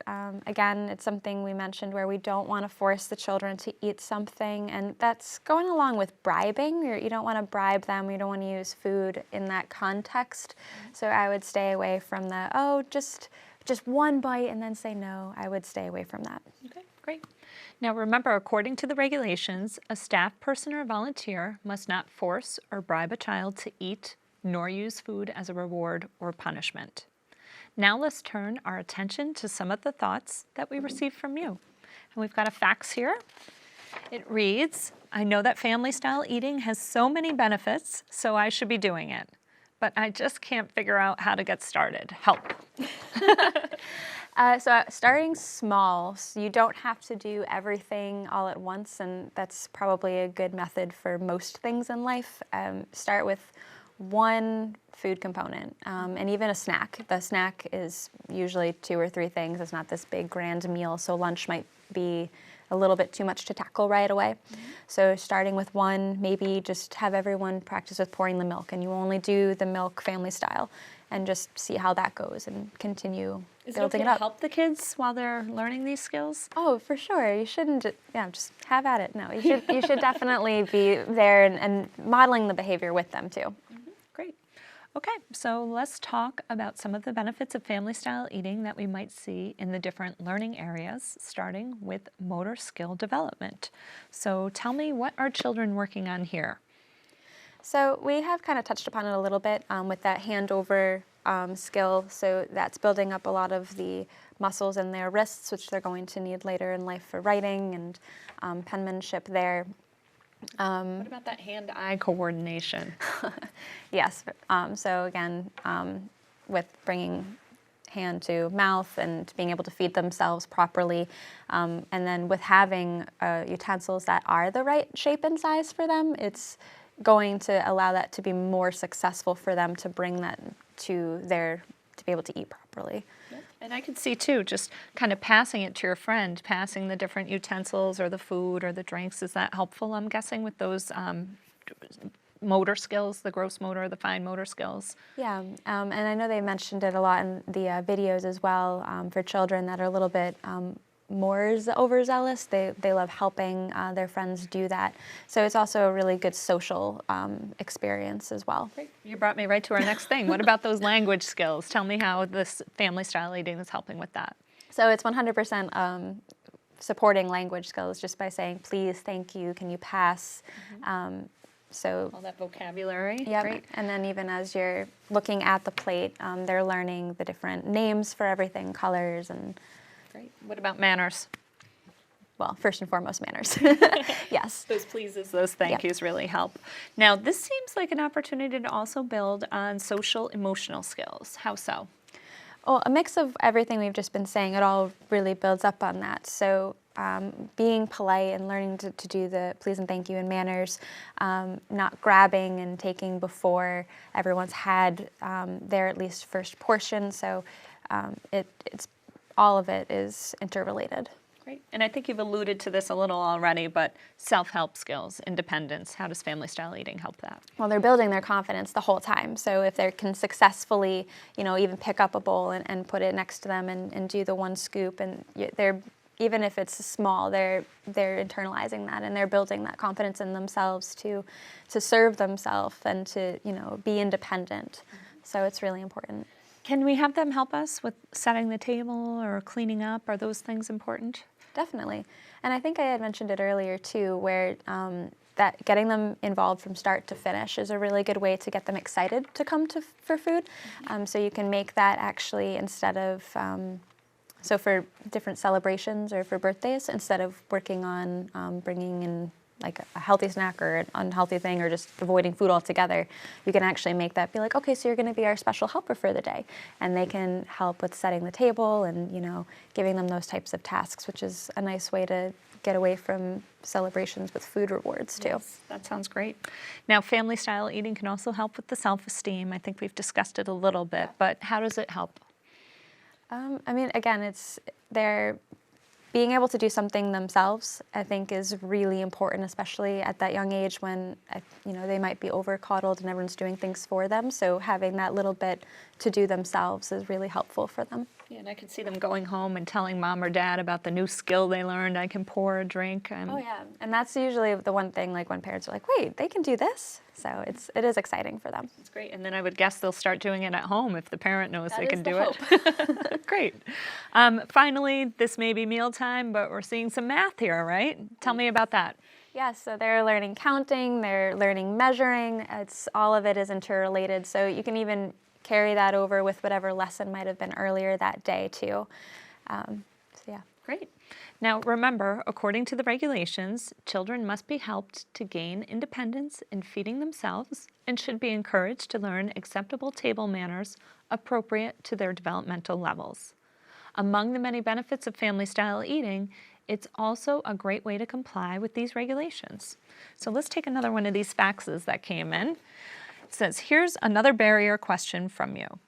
I'm afraid that there won't be enough food to go around if we serve this way. What would you do if one child takes all the food in the serving bowl before the others have gotten a chance? So that's definitely a concern. A good way to do that too, instead of putting everything into one bowl, maybe having 2 smaller bowls. You have to have enough for there to be a second serving, and I know you talked about that. So there is a concern, obviously, with them dumping the whole thing, but there should hopefully be enough on the reserve side. But that's a teaching lesson for the child. You'd be like, okay, make sure everybody takes their 1 scoop first before you reach for seconds, and that would be a learning point for that child, and to really set those practices up maybe even before implementing family-style dining. So that might be part of your prep work before you officially implement it completely, because you need buy-in from the teachers who need to be part of this, and you need the kids to also know that this is going to happen for them. So that's going to be one of those situations. Great. I'm going to read another fax that we have coming in. It says, I'm worried about spreading germs. What should we do if a child grabs food from the bowl with his or her hand or isn't feeling well? So hopefully everybody's washed their hands first, which should be the first thing you do anyway before you come to mealtime, and then everything is wiped down anyway, so that shouldn't be too bad. And in general, think about all of the germs that they're exposed to during the day, so that little bit shouldn't make or break it. I mean, if a child is very visibly has like a flu and like coughs all over the food, like obviously that's less than ideal and you wouldn't serve that. But in the overall general state, that should be fine. Great. Now, do you think the benefits of family-style eating outweigh those germ factors? I would think so. I mean, just as we were saying, like they're exposed to so many things during the day, and if they're washing before they come to eat, they're usually safe. Yep, great. Okay, here's another fax. One last fax from out there. Family-style eating is impossible for me because our meals are brought in by individual families or are delivered to our program as pre-plated meals. Any advice here? So even though the meals are already done, there are other aspects that they could probably do, and I think I gave that example earlier was maybe with milk. So maybe that's the one factor that they do. But the kids can still be involved with setting the table and the cleanup portion. So it might not be exactly family-style dining, but there are other aspects of it that still get that same benefit. Great. Now all of this activity is happening in our programs, but do families have any involvement? So you kind of alluded to it too. So when they have a successful day and they're able to do it, they're excited and they go home and they can tell their families, and hopefully that's carried on. I'm not entirely... What about their traditions, their ethnic foods that they may want to bring in? Sorry, I actually think I misunderstood that. So actually a really cool way would be if there's like a family night, so you can invite the parents to come in and maybe share their meals, and you can have everybody sample different aspects of those meals. You can have them send in recipes. You know, maybe the child talks about what they do at home, and you can have like a cultural appreciation day. Great. There's so many different aspects that you could do to incorporate them. Great. I think it's really important too to kind of say, hey, your child tried this food that we exposed them to 18 times. Yeah, so rejoice about those great things that happened. And celebrating the little wins is really important. Great. Okay, for those of you who are not currently eating family style, but all of this great information has energized you to start tomorrow, remember these tips. Be prepared, be patient, remain calm, and start small. Now, we had a request to review the food insecurity graphic, so let's take a minute to look at that. What we eat, the graphic up here says the prevalence of food insecurity. 11.8% of American households experienced some level of food insecurity in 2017. More than 10% of New York State's residents are affected by food insecurity, and 1 in 5 children in New York State face hunger. What we eat is only half of the obesity prevention equation. The other half is movement. In order to develop our bodies and minds, we need to get up and engage in physical activity. Let's take a look at some simple activities we can do with children that are fun and engaging, starting with infants. Here we go. Pussycat, where have you been? Yes, that's right, this one. I've been to London to visit the Queen. This one's Pussycat. No. Halfway. One side's going to be stronger than the other, you know. You got to work them both equally. Galloping, go! Whoa! Galloping, whoa! Galloping, go! Hiccup! Galloping, whoa! For little babies, the tummy is the best. Yes. All right, here we go. No. Yes. Galloping, go! Galloping, whoa! Galloping, go! Galloping,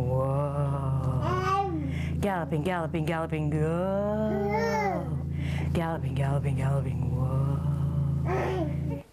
The itsy bitsy spider went up the water spout. Down came the rain and washed the spider out. Up came the sun and dried up all the rain. And the itsy bitsy spider went up the spout again. How about that? What about the great big spider? Do you know about the great big spider? The great big spider went up the water spout. Down came the rain and washed the spider out. Out came the sun and dried up all the rain, and the great big spider went up the spout again. The wheels on the bus go round and round, round and round, round and round. The wheels on the bus go round and round, all through the town. The doors on the bus go open and shut, open and shut. Open and shut. The doors on the bus go open and shut, all through the town. The windows on the bus, go up and down, up and down, up and down. Yeah, you did it. The windows on the bus go up and down, all through the town. Yes. Are you ready for the wipers to go swish, swish, swish? Yes. Ready?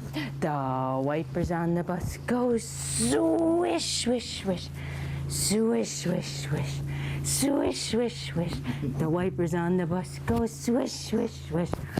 And now you want to sit up? all through the town.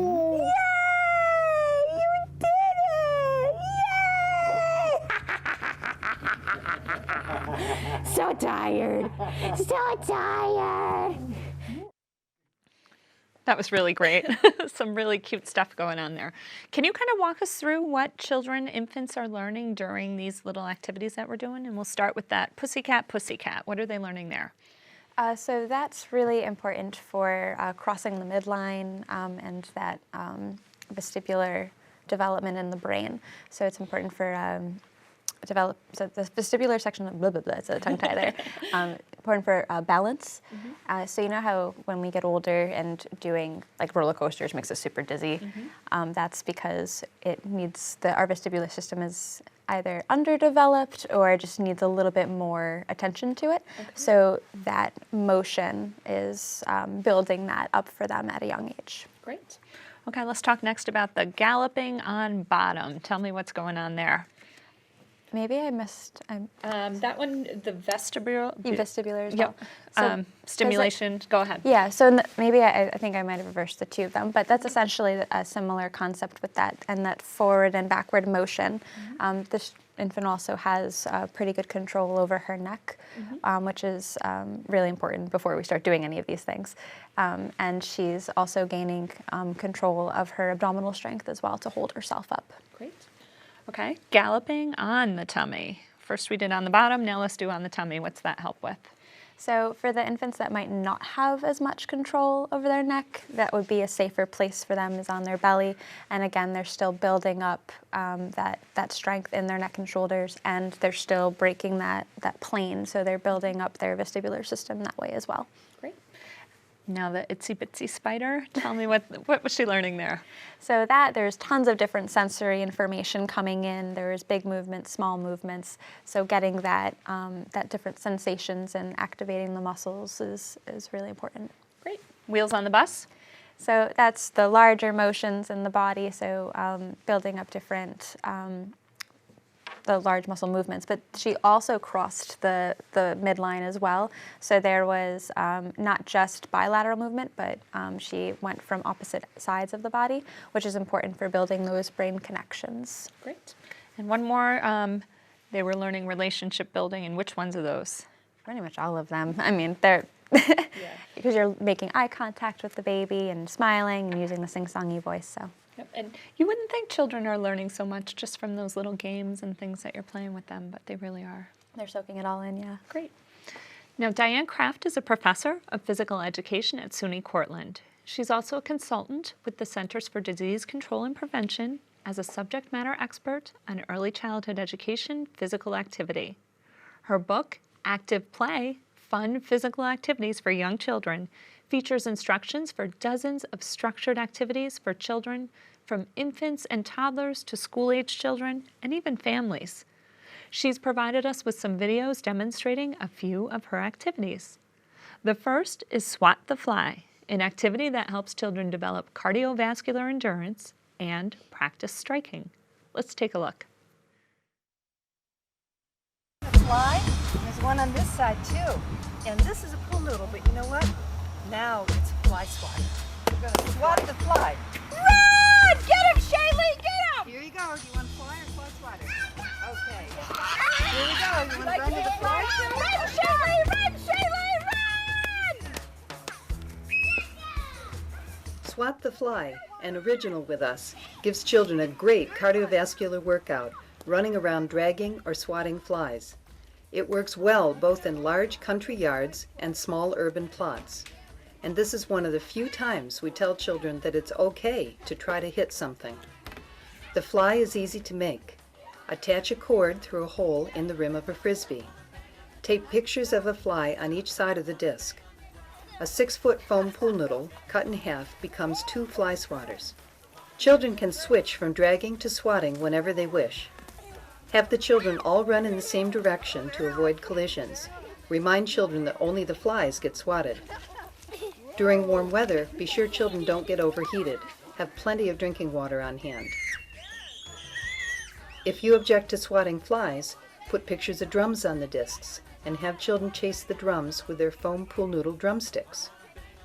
Children with different running speeds can all play together.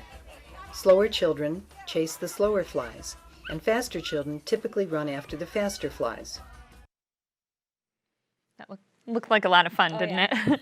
What might some ideas for alterations to this activity be? So instead of using a Frisbee, you could always try using paper plates, a little bit lighter, might be easier to poke a hole through. Great idea.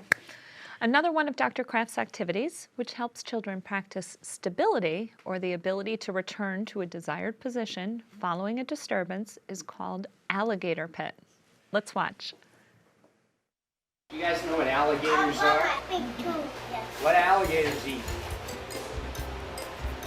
Anything they want to. We're going to have an alligator pit here. There's only one way over the alligator pit, and that's on this bridge, the yellow bridge. I want you to line up by height.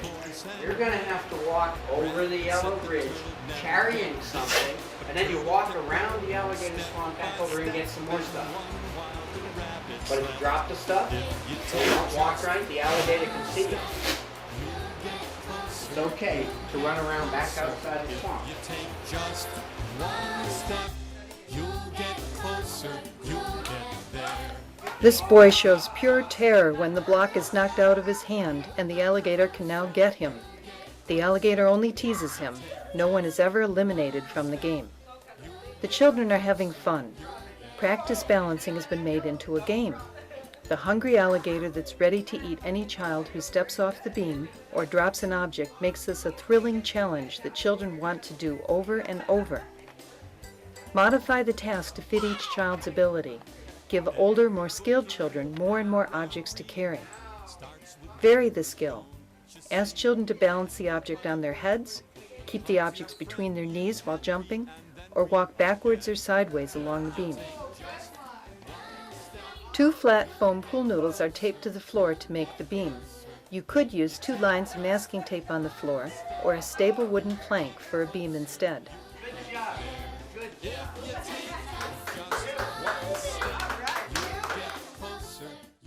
Looks like another great fun one. What are some ways we could vary this activity?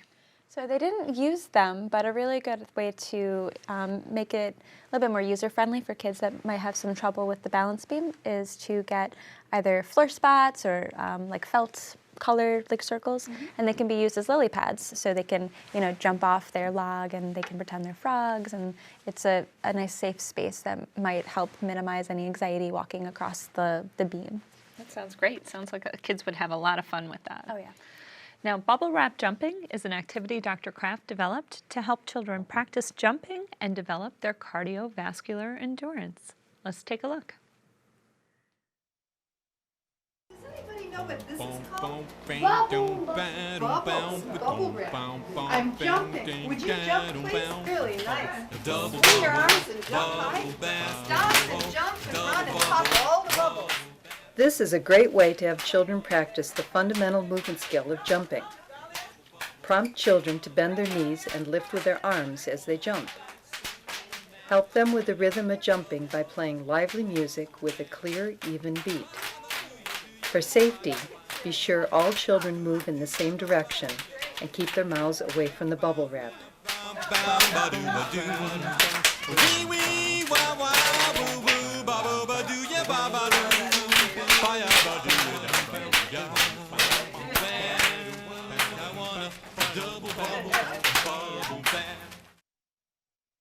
I'm going to join all these kids. Everything they're doing looks like fun, yeah.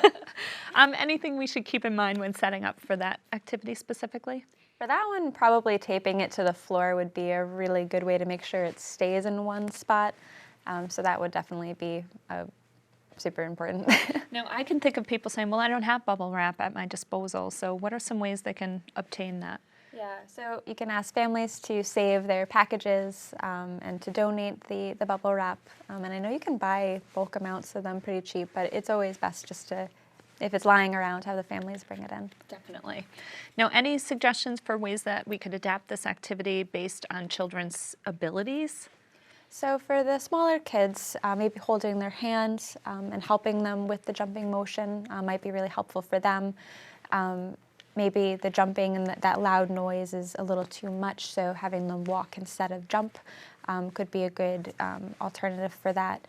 For the more adventurous kids, you could always, if you have pieces of the bubble wrap, maybe setting them up kind of apart from each other and having them jump and like leap onto them, kind of like that lily pad thing we were talking about, but from bubble wrap to bubble wrap. Great. And we'll make sure we tape them down, like you said, to make sure everybody's safe and that would be nobody's an sliding. excellent Yes. happen, Yep. Great. We've discussed the importance of nutrition and activity in the fight against obesity. One program that brings both together is called Eat Well, Play Hard, a Department of Health initiative developed to prevent childhood obesity. Its nutrition and physical activity curriculum targets childcare providers, children, and families. Let's go back to Hannah Wise to see an Eat Well, Play Hard lesson.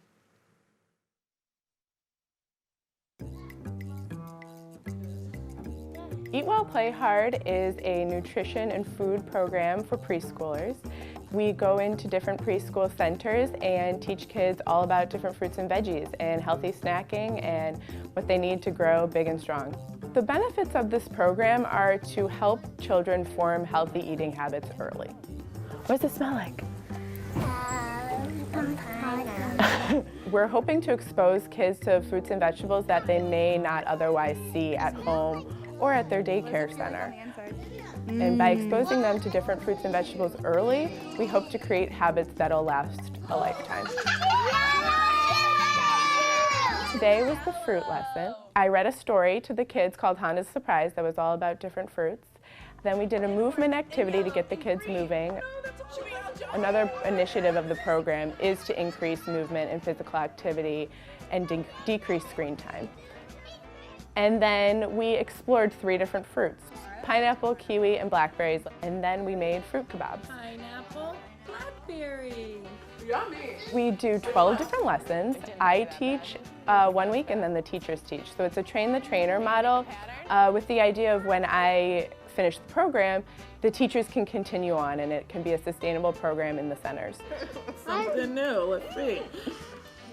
You guys want to try it along with Miss Shanae? I think the benefits are getting exposure to new foods for all of us, because I'm one too. I'm learning, teaching, eating new foods with the kids as well. The kids are able to go home to their parents and say, hey, I like kiwi now. And the parents are like before, I never got my child to eat this, and now they'll eat it. So it benefits all around, and just bringing a connection between home and school. Families are involved by family workshops. So every week that I teach, I offer a family workshop to any parents that want to come and learn more about what I'm doing in the classroom and how to eat healthier. Programs have to qualify for Eat Well, Play Hard. They have to be eligible. You can certainly do all these things on your own. I would encourage teachers that if they're not eligible for the program, to pick up some different fruits and vegetables once a week, once a month, and have the kids explore with them, use their 5 senses, and then taste them. The more fruits and vegetables that you get in front of the kids, the higher their chances are of eating them and forming healthy habits. Oranges are orange, isn't that funny? Okay, welcome back. So that lesson that we just saw was for preschoolers. How can we make these activities appropriate for all ages, especially those in-home daycares? Well, there's no reason why it couldn't be done in the home as well. So the same benefits that Hannah was talking about, they can be done with home providers. They're still exposing kids to new foods, and they're getting them excited about it. So there's no reason why it can't be done in the home as well. So we can all do ages. centers, group family daycares. There's no limitation. Great, great. Okay, for more information on Eat Well, Play Hard for CACFP participating childcare centers, contact CACFP at health.ny.gov. For home-based providers, contact your CACFP sponsor for more information.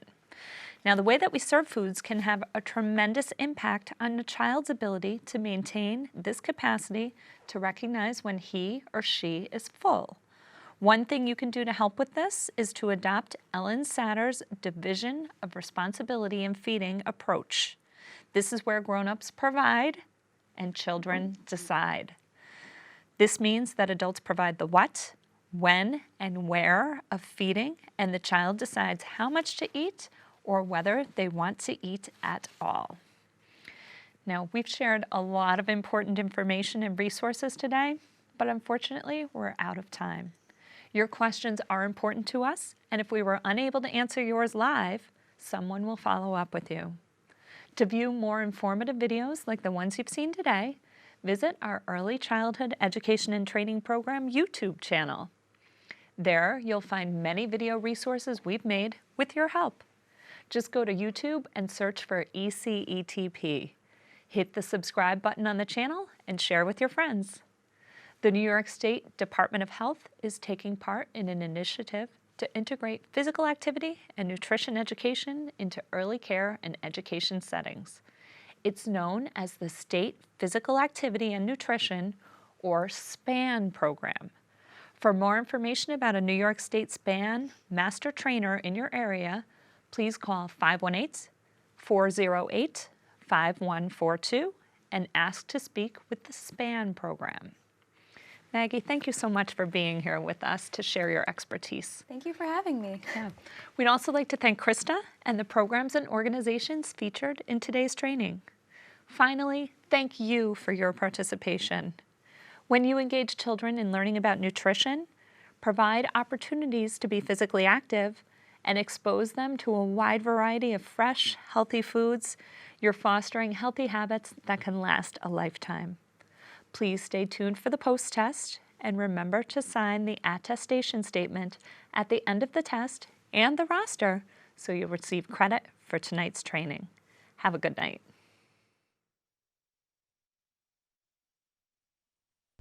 Why is it not safe to tell secrets in a garden? Potatoes have eyes, corn has ears, and corn stalks.